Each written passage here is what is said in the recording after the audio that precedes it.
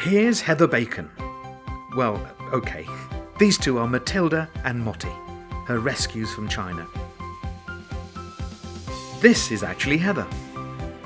She works all over the world as a welfare education and outreach manager and is based at the University of Edinburgh. Her work is so far-reaching, it's difficult to know where to begin. My role here is mostly focused overseas, upskilling vets in developing countries, working with stakeholders from a whole variety of different sectors such as the dog meat trade and the zoo industry, and trying to improve the welfare of animals that are often in quite difficult circumstances overseas.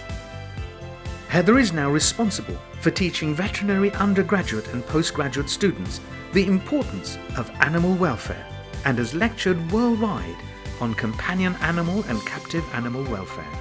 I also do a lot of work in dog population management and trying to improve the way that we manage dogs through the veterinary services that we provide for them.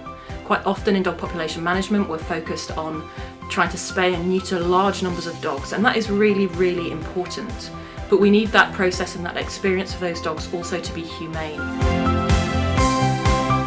I think I'm really fortunate. I've had a good education, I was brought up, surrounded by animals. I had pets when I was a kid. I understand the value of animals in society.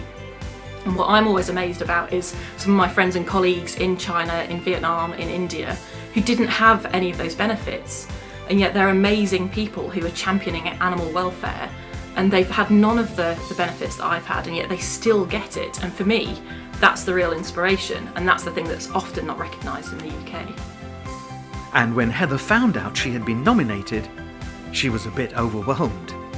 I think quite often when you're working in animal welfare, you're really engaged with what you're doing. You're doing it because you're passionate about it and because you believe in it. And you're not doing it because you think anyone else will recognise that. And so for me, I guess it's kind of a surprise that it has been recognised.